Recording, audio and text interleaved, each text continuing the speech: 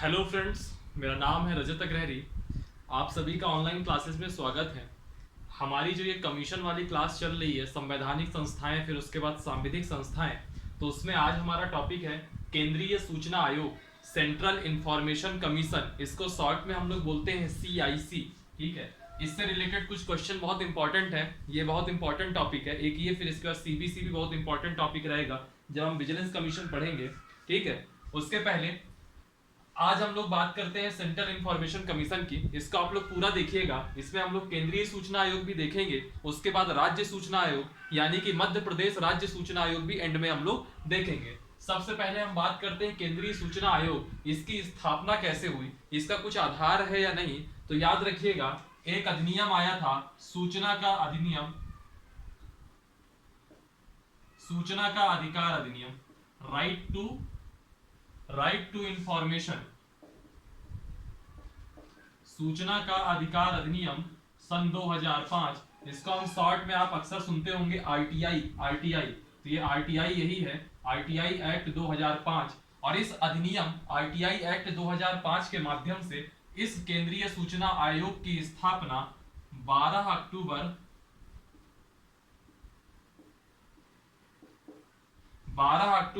2005 को इसकी स्थापना होती है। और किसके द्वारा होती है? केंद्र सरकार के द्वारा। 12 अक्टूबर 2005 को केंद्र सरकार के द्वारा इसकी स्थापना होती है। अब चूंकि यह अधिनियम से आया है, एक अधिनियम जो संसद ने एक अधिनियम बनाया होगा, राइट टू इंफॉर्मेशन एक्ट, तो इसके माध्यम से आया है। इसकी वजह से हम कहेंगे कि यह कैसा निकाय है? यह सांविधिक निकाय है। संवैधानिक तो हो नहीं सकता, क्योंकि संवैधानिक होने के लिए एक किसी आर्टिकल का आधार होना चाहिए, संविधान का आधार होना चाहिए। चूंकि यह संसद के बनाए गए किसी अधिनियम से आया है, इसलिए कैसी संस्था होगी? सांविधिक संस्था होगी। ठीक है, केंद्र सरकार के द्वारा 12 अक्टूबर 2005 को इसकी स्थापना होती है। अब बात करते हैं इसके गठन की, जिससे क्वेश्चन अक्सर पूछता है। तो इसके गठन के लिए इस अधिनियम में सिर्फ 2 पॉइंट दिया गया है। पहला पॉइंट यह दिया गया है कि इसमें एक मुख्य सूचना आयुक्त होगा, एक मुख्य सूचना आयुक्त होगा। थोड़ा सा एक हल्का सा आपको नॉइज अभी आ रहा होगा, 10 सेकंड में वो भी चला जाएगा, उसके लिए एक्सट्रीमली सॉरी। अब क्योंकि ये शाम के समय आज रिकॉर्ड कर रहा हूं, तो थोड़ा लास्ट मोमेंट में ये लोग ज्यादा शोर मचा देते हैं। ठीक है, एक हो गया आपका मुख्य सूचना आयुक्त, और दूसरा पॉइंट ये है कि मुख्य सूचना आयुक्त के अलावा यहाँ पे कुछ सूचना आयुक्त होंगे। एक मुख्य सूचना आयुक्त होगा, चीफ इंफॉर्मेशन कमिश्नर, इसको हम लोग CIC कहेंगे। यहाँ पे लास्ट वाले C का मतलब क्या है? कमिश्नर है, कमीशन नहीं है। और पहले वाले का सेंट्रल नहीं बल्कि चीफ है। ठीक है, तो इसको मैं बार बार रिपीट करूंगा, इससे अच्छा CIC कह देता हूं इसको। और फिर दूसरा है सूचना आयुक्त, सूचना आयुक्त, और सूचना आयुक्त को शॉर्ट में मैं क्या कहूंगा? इंफॉर्मेशन कमिश्नर यानी कि IC। ठीक है, और इस अधिनियम में यह लिखा है कि सूचना आयुक्त जिनकी संख्या 10 से अधिक नहीं होगी, यानी कि इनकी संख्या हमेशा 10 से कम होगी। जिनकी संख्या 10 से अधिक नहीं होगी,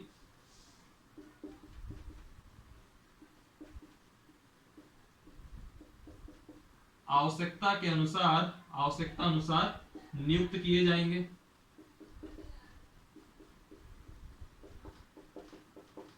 ठीक, आवश्यकता अनुसार नियुक्त किए जाएंगे। तो गठन में सिर्फ 2 बात की गई, एक मुख्य सूचना आयुक्त होगा, और सूचना आयुक्त, जिनको आप अन्य सूचना आयुक्त भी कह सकते हैं, जो सूचना आयुक्त होंगे इनकी संख्या 10 से अधिक नहीं होगी। एग्जैक्टली कितनी संख्या होगी यह आप अपनी आवश्यकता के अनुसार इसको रख सकते हैं, लेकिन 10 से ऊपर नहीं होना चाहिए। तो प्रारंभ में ये संख्या थी, इसको भी देख लीजिए। प्रारंभ में टोटल 7 मेंबर हुआ करते थे, एक मुख्य सूचना आयुक्त, और जो 6 होते थे वह सूचना आयुक्त होते थे। बाद में यह संख्या बढ़ा करके 2011-12 में यह संख्या बढ़ा करके 9 कर दी गई, एक मुख्य सूचना आयुक्त, और जो 8 थे वह सूचना आयुक्त। ठीक है, एक मुख्य सूचना आयुक्त और 8 सूचना आयुक्त। पहले 7 थे, बाद में बढ़ा करके 9 कर दिए गए। ठीक, इतना हो गया। गठन से बहुत इंपॉर्टेंट है, इस पूरा जो भी स्क्रीनशॉट अगर आप लोगे तो इसमें एक ये चीज इंपॉर्टेंट है, 12 अक्टूबर 2005, और फिर इसके बाद एक सूचना आयुक्त, और ये कंडीशन कि 10 से अधिक ना होने चाहिए सूचना आयुक्त। फिर प्रारंभ में 7 संख्या थी टोटल, और आज की डेट में कितनी संख्या है? 9 संख्या है। ठीक है, चलिए इसको मैं हटाता हूं, इसका आप लोग स्क्रीनशॉट ले लीजिएगा।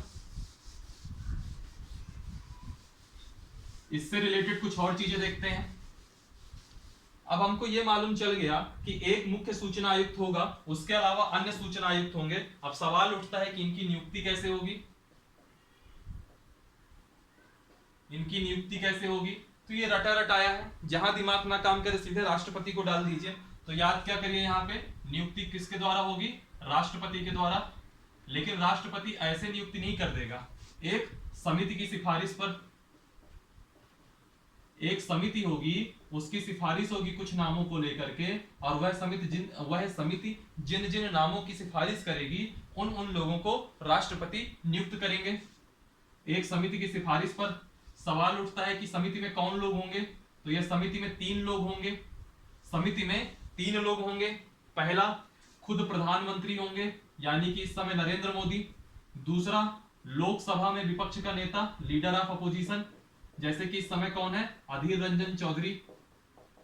ठीक, और तीसरा कौन होगा, पीएम द्वारा नामित कोई केंद्रीय मंत्री, पीएम द्वारा नामित संघ का कोई मंत्री, यानी कि किसी भी कैबिनेट मिनिस्टर को वह समिति में रख सकते हैं। यह 3 लोग रहेंगे। अब यह 3 लोग जिन जिन नामों की सिफारिश करेंगे उनको राष्ट्रपति नियुक्त करेंगे। और एक चीज हमेशा याद रखिए, जो ये लोकसभा में विपक्ष का नेता का पद होता है, यह उस, जैसे एक पार्टी सत्ता में आ गई, एक पार्टी विपक्ष में आ गई, तो विपक्ष का पद पाने के लिए टोटल लोकसभा की जितनी स्ट्रेंथ है, जैसे कि इस समय 545 है, तो 545 का 10% कितना हुआ, 54.5, यानी कि 55 मान लीजिए। अगर आपके पास 55 सांसद होंगे तो ही आप विपक्ष का नेता कहलाएंगे, अदरवाइज आप नहीं कहलाएंगे। ठीक है, तो विपक्ष का नेता की हैसियत अगर पानी है तो मिनिमम 55 सांसद आपके पक्ष में होना चाहिए। और याद रखिएगा, विपक्ष के नेता बनने के लिए गठबंधन नहीं होता।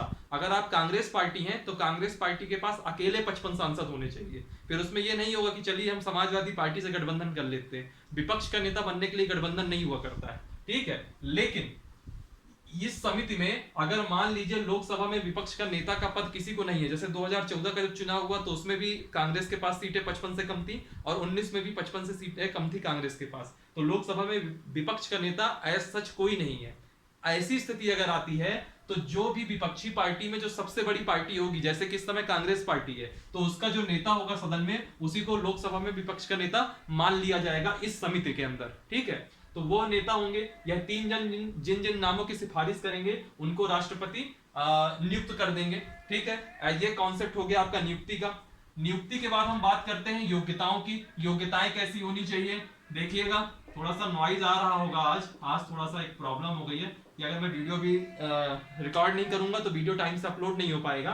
तो वैसी सिचुएशन में मुझको थोड़ा सा नॉइज में भी वीडियो रिकॉर्ड करना पड़ रहा है, 10 सेकंड की प्रॉब्लम होगी। ठीक है, योग्यताएं में देखिए, सबसे पहली योग्यता क्या होनी चाहिए, सार्वजनिक जीवन का अनुभव हो, सार्वजनिक जीवन का अनुभव रखने वाला व्यक्ति हो, सार्वजनिक जीवन का अनुभव हो। दूसरी योग्यता क्या होनी चाहिए, लाभ का पद न ग्रहण किया हो,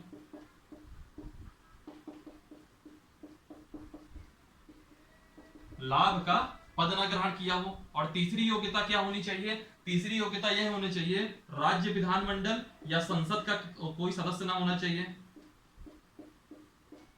राज्य विधानमंडल या संसद का सदस्य ना हो। यह 3 एलिजिबिलिटी होनी चाहिए किसी भी व्यक्ति को नियुक्त होने के लिए। ठीक है, अब बात आती है कार्यकाल की। कार्यकाल कितना होता है, तो कार्यकाल इसमें कितना होगा, 5 वर्ष या 65 वर्ष की आयु तक। जिस दिन से आप नियुक्त होते हो उस दिन से 5 वर्ष तक, या फिर आपकी अगर 65 वर्ष की आयु पहले हो जाती है तो 65 वर्ष की आयु तक, 5 वर्ष या 65 वर्ष की आयु तक। ठीक, और याद रखिएगा पुनर्नियुक्ति नहीं होगी। जो बंदा एक बार बन गया वो एक ही बार बनेगा, वो दोबारा पुनर्नियुक्ति नहीं होगी, पुनर्नियुक्ति नहीं होगी। ठीक है, ये कॉन्सेप्ट हो गया। नियुक्ति राष्ट्रपति करेंगे एक समिति के सिफारिश पर। उस समिति में 3 मेंबर होंगे, प्रधानमंत्री, लोकसभा में लीडर ऑफ अपोजिशन और पीएम के द्वारा नामित कोई संघ का मंत्री। योग्यताएं क्या होनी चाहिए? सार्वजनिक जीवन का अनुभव हो, जैसे विधि हो गया, कानून, विज्ञान और तकनीकी, साइंस एंड टेक्नोलॉजी हो गया, सामाजिक विषय हो गया या पत्रकारिता का विषय हो गया, इन सब में कोई विशेष अनुभव रखता हो, लाभ का पद ग्रहण न किया हो, राज्य विधानमंडल या संसद का सदस्य ना हो, कार्यकाल कितना होगा? 5 वर्ष या 65 वर्ष की आयु तक होगा। ठीक है, फिर इसके बाद हम लोग बात करते हैं अगला पॉइंट कि पदमुक्ति। पहले वेतन देख लीजिए, थोड़ी सी जगह बची है तो यहाँ वेतन देख लीजिए, पदमुक्ति अगला स्टेप देख लेते हैं। वेतन कितना मिलता है? जो मुख्य सूचना आयुक्त है, यानी कि chief election chief information commissioner, जो मुख्य सूचना आयुक्त है, इसका जो वेतन रहेगा, इसका वेतन हमेशा चीफ इलेक्शन कमीशन के बराबर होगा। यानी कि मुख्य सूचना आयुक्त का वेतन मुख्य निर्वाचन आयुक्त के बराबर होगा।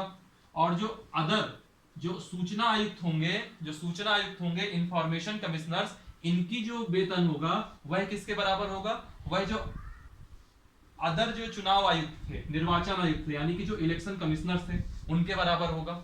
ये वेतन हो गया। और वेतन जो है कार्यकाल के बीच में कभी भी कम नहीं कर सकते किसी का भी वेतन। ठीक है, ये याद रखिएगा।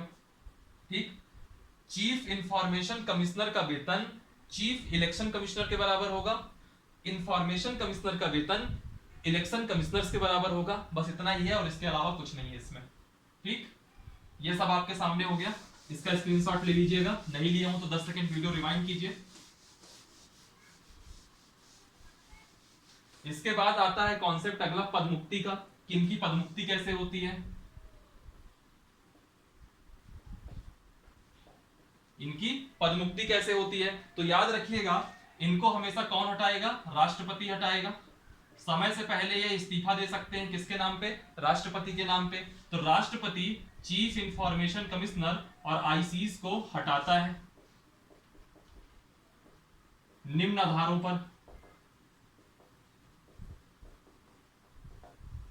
आधारों पर। जो मैंने पहले योग्यताएं पढ़ाई थी, अब मैं आगे जब राज्य सूचना आयोग पढ़ाऊंगा तो वहां मैं योग्यताएं दोबारा रिपीट नहीं करूंगा, क्योंकि दोनों सेम थी। वैसे ही जैसे यहाँ राष्ट्रपति हटाता है, वैसे वहां राज्यपाल हटाएगा। कारण जो यहाँ होंगे वही कारण वहां पर भी होंगे। तो जो पदमुक्ति के रीजन है वो मैं यहाँ बता दूंगा, लेकिन जब मैं राज्य सूचना आयोग पढ़ाऊंगा तो फिर वहां नहीं बताऊंगा। राष्ट्रपति मुख्य सूचना आयुक्त और सूचना आयुक्तों को हटाता है। किन आधारों पर हटाता है देखिएगा। पहला केस, या तो वो दिवालिया हो गए हों। दिवालिया का मतलब आप लोग अच्छे से समझ गए होंगे, यानी कि जब उनके पास जो उनकी लायबिलिटीज है, जो उनकी देयता है, वह ज्यादा हो जाए और उनके पास जो परिसंपत्ति यानी कि जो असेट है वो कम हो जाए, वैसी स्थिति में वो दिवालिया घोषित हो जाएंगे। दूसरा, शारीरिक या मानसिक रूप से अक्षम हो जाएं। यदि राष्ट्रपति को लगता है कि शारीरिक या मानसिक रूप से वह अक्षम है, यानी कि वो काम करने की कंडीशन में नहीं है, तो वैसी स्थिति में भी उनको हटाया जा सकता है। ठीक है, कार्यकाल के समय अगर वह अपना क्षेत्राधिकार को उल्लंघन करके किसी अन्य काम में लग जाते हैं और उससे वेतन प्राप्त कर लेते हैं, यानी कि साधारण भाषा में अगर लाभ का पद ग्रहण कर लेते हैं, तो वैसी स्थिति में भी राष्ट्रपति इन्हें हटा सकता है, लाभ का पद ग्रहण करें। ठीक है, चौथा पॉइंट देखिए, अगर यह कोई ऐसा कार्य करें जिससे कि इनकी निष्पक्षता प्रभावित हो, यानी कि निष्पक्ष रूप में न रहकर के पक्षपातपूर्ण वाला काम करें, तो वैसी स्थिति में भी हटाया जा सकता है, निष्पक्षता प्रभावित हो। ठीक, और नेक्स्ट पॉइंट है साबित कदाचार। साबित कदाचार का मतलब होता है ऐसा जो है संविधान का उल्लंघन करना। ऐसी स्थिति में लेकिन ऐसे राष्ट्रपति सीधे नहीं हटा सकता। जो मामला होता है तो मामले की जांच कौन करेगा? मामले की जांच हमेशा सुप्रीम कोर्ट करेगी। भाई सुप्रीम कोर्ट जांच करने के बाद जो सिफारिश देगी तो उसकी सिफारिश से राष्ट्रपति हटाएगा, और जो सिफारिश होती है वह हमेशा फिर बाध्यकारी होता है।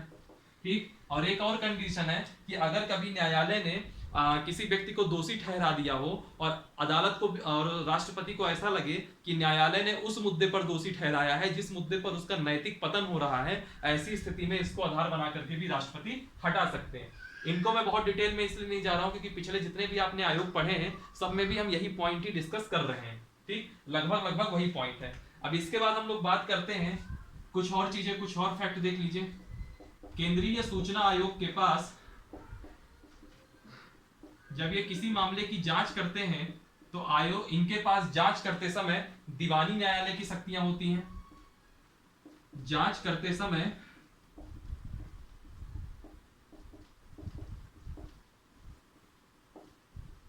किसी मामले की जांच करते समय इनके पास दीवानी न्यायालय के समान शक्तियां होती हैं, ठीक है। और यह अपना वार्षिक जो प्रतिवेदन होता है इनका, वार्षिक प्रतिवेदन मतलब दुनिया भर की बातों को लेकर के एक रिपोर्ट बनाएंगे। यह वार्षिक प्रतिवेदन किसको करते हैं? यह केंद्र सरकार को करते हैं, ठीक। अब लास्ट एक फैक्ट देख लीजिए कि जो पहले मुख्य सूचना आयुक्त थे, चीफ इंफॉर्मेशन कमिश्नर, वह कौन थे? तो उनका नाम था वजहत वजहत हबीबुल्ला, वजहत हबीबुल्ला। और वर्तमान में जो आज की डेट में कौन है? तो आज की डेट में वर्तमान सीआईसी कौन है? वाई के सिन्हा। वर्तमान सीआईसी कौन है? वाई के सिन्हा। इनका नाम है पूरा यशवर्धन कुमार सिन्हा। इनका पूरा नाम है यशवर्धन कुमार सिन्हा, ठीक। पहले सीआईसी वजहत हबीबुल्ला, वर्तमान सीआईसी वाई के सिन्हा। तो ये जो है पूरा आपका केंद्रीय सूचना आयोग था, जिसमें हम लोगों ने पहले आरटीआई एक्ट 2005 के आधार पे देखा कि इसका गठन किया गया। कौन कौन होगा? मुख्य सूचना आयुक्त होंगे, अन्य सूचना आयुक्त होंगे, जो सूचना आयुक्त दूसरे होंगे उनकी संख्या 10 से ऊपर नहीं होगी। पहले टोटल संख्या 7 थी, 1+6, बाद में 9 हो गई, 1+8। नियुक्ति राष्ट्रपति करेंगे एक समिति के सिफारिश में। उस समिति में 3 लोग होंगे, प्रधानमंत्री, लोकसभा का लीडर ऑफ अपोजिशन। अगर लोकसभा में विपक्ष नहीं है तो वैसी कंडीशन में जो सबसे बड़ी दूसरी नंबर की पार्टी होगी, विपक्ष की जो सबसे बड़ी पार्टी होगी, उसका नेता ही मान लिया जाएगा। और तीसरा कौन होगा मेंबर उस समिति का? प्रधानमंत्री द्वारा नामित कोई मंत्री। कार्यकाल कितना है? 5 वर्ष या फिर 65 वर्ष की आयु तक। पदमुक्ति कौन, नियुक्ति कौन करेगा? राष्ट्रपति हो गया, ठीक है। पदमुक्ति कौन करेगा? राष्ट्रपति करेगा। इन आधारों पर करेगा। योग्यताएं हम लोगों ने पहले देख रखी है। आयोग के पास जांच करते समय किसकी शक्तियां होंगी? आयोग के पास जांच करते समय दीवानी न्यायालय की शक्तियां होंगी। पहला सीआईसी कौन थे? वजहत हबीबुल्ला। और वर्तमान में कौन है? वाई के सिन्हा, यानी कि यशवर्धन कुमार सिन्हा। इसके अलावा इसमें आपको कुछ और देखने की जरूरत नहीं है। इसका आप लोग स्क्रीनशॉट ले लीजिएगा। इसके बाद हम लोग बात करेंगे राज्य सूचना आयोग की।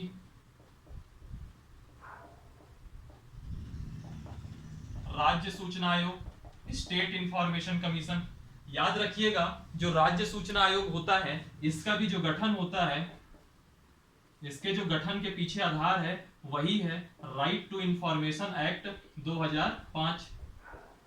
सूचना का अधिकार अधिनियम 2005 के माध्यम से इसका भी गठन होता है। इसके गठन में भी वही पॉइंट रहेंगे जो उसमें थे। सब कुछ सेम ही है, कुछ खास नहीं है। पहला, एक मुख्य सूचना आयुक्त होगा।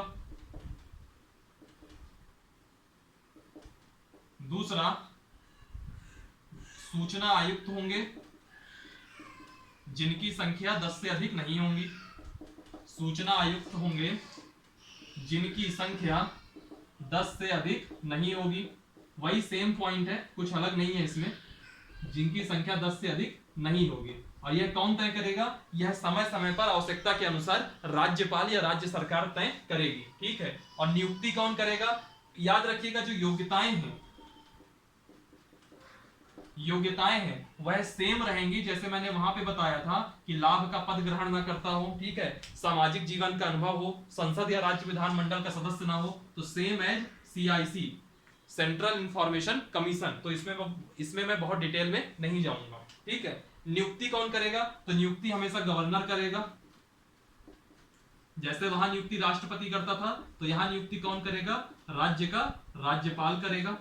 और राज्यपाल कैसे करेगा? जैसे वहां भी एक समिति थी, तो यहां पर भी एक समिति होगी। और यह समिति में वहां कितने मेंबर थे? 3 थे, तो यहां पर भी 3 होंगे। वहां पहला कौन था? पीएम था, तो यहाँ पे सीएम होगा, मुख्यमंत्री। वहां दूसरा कौन था? लोकसभा का लीडर ऑफ अपोजिशन, तो यहाँ पे कौन होगा? विधानसभा का विपक्ष का नेता। और अगर किसी पार्टी के पास विपक्ष के नेता का पद नहीं है, तो वैसी स्थिति में जो पार्टी विपक्ष में सबसे बड़ी होगी उसका जो सदन में नेता होगा उसी को विपक्ष का नेता मान लिया जाएगा। और तीसरा मेंबर कौन होगा? सीएम द्वारा नामित कोई मंत्री। सीएम अगर किसी मंत्री को भी चाहेगा किसी भी मंत्री को चाहे वह उस समिति में ला सकता है। अब यह समिति जिन जिन नामों की सिफारिश करेगी उन उन लोगों को राज्यपाल मुख्य सूचना आयुक्त या सूचना आयुक्त बना सकेंगे, नियुक्ति कर सकेंगे। अब बात आती है पदमुक्ति। पदमुक्ति में भी मैं डिटेल में नहीं जाऊंगा। पदमुक्ति करेगा कौन? तो पदमुक्ति होगी राज्यपाल के द्वारा, लेकिन आधार क्या होंगे? सेम एज CIC, जो कि केंद्रीय सूचना आयोग के जो आधार थे वही आधार यहाँ पर ये भी लगेंगे। कौन कौन से आधार? दिवालिया ना हो, लाभ का पद ग्रहण ना कर लिया हो, और जितने आधार हम लोगों ने देखे हैं वह सब का सब यहाँ पे भी इंप्लीमेंट हो जाएगा। तो ये है राज्य सूचना आयोग। अब सवाल उठता है कि हम जिस एग्जाम के पॉइंट ऑफ व्यू से ये सब पढ़ रहे हैं, MP के पॉइंट ऑफ व्यू से, MPPSC के पॉइंट ऑफ व्यू से, तो MP राज्य सूचना आयोग की क्या स्थिति है? ठीक, तो हम बात करेंगे MP राज्य सूचना आयोग की। ठीक,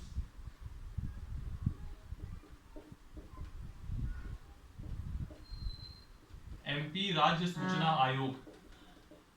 एक चीज याद रखिएगा, जो केंद्रीय सूचना आयोग था CIC, इसका जो मुख्यालय है वह नई दिल्ली में है। वो मैं भूल गया था उतनी देर, मुख्यालय नई दिल्ली में है। और जो मध्य प्रदेश राज्य सूचना आयोग है, इसका जो मुख्यालय है वह कहाँ है? मध्य प्रदेश की राजधानी भोपाल में है। ठीक, अब बात आती है कि MP राज्य सूचना आयोग के जो MP राज्य सूचना आयोग थे, इसमें आज की डेट में मेंबर कितने हैं? तो यहाँ जो वर्तमान में मेंबर हैं, बाकी सब कुछ वही है। नियुक्ति राज्यपाल करेंगे, पदमुक्त राज्यपाल करेंगे, किन किन आधारों पे करेंगे तो सारे आधार भी आपको पता है, योग्यताएं क्या होंगी ये भी पता है। आपको क्या पता करना है कि MP में जो राज्य सूचना आयोग है उसमें एक तो मुख्य सूचना आयुक्त हो गया, ये तो सबको पता है, लेकिन जो अदर सूचना आयुक्त हैं, इंफॉर्मेशन कमिश्नर्स हैं, उनकी संख्या कितनी है? तो याद रखिएगा वर्तमान में इसकी जो संख्या है वह कितनी है? 7 है। 1 + 6। 1 जो है मुख्य सूचना आयुक्त है, 1 जो है आपका मुख्य सूचना आयुक्त यानी कि CIC है, चीफ इंफॉर्मेशन कमिश्नर। यहाँ इस C का मतलब, चलिए मैं हिंदी में लिख देता हूँ डिटेल से, नहीं तो आप लोग फिर गलती कर देंगे। ये मुख्य सूचना आयुक्त हो गया, और सूचना आयुक्त जिनकी संख्या 10 से ऊपर नहीं हो सकती, तो हमारे MP में कितनी संख्या है इनकी सूचना आयुक्तों की? वह है 6। ठीक, अब याद रखिए पहला मुख्य सूचना आयुक्त कौन था? तो जो पहला मुख्य सूचना आयुक्त हमारे MP के थे, जो पहले मुख्य सूचना आयुक्त MP के थे, और जो अभी वर्तमान मुख्य सूचना आयुक्त MP के हैं, MP कौन है? तो जो पहले थे वो थे TN श्रीवास्तव, और जो अभी हैं वो हैं अरविंद कुमार शुक्ला या AK शुक्ला इनको कहते हैं।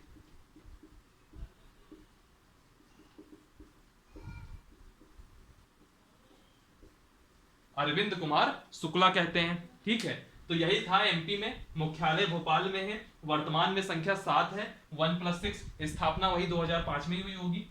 मुख्य सूचना आयुक्त, और 6 है सूचना आयुक्त। मुख्य सूचना आयुक्त पहले कौन थे MP में? TN श्रीवास्तव, और वर्तमान में कौन है? AK शुक्ला, अरविंद कुमार शुक्ला।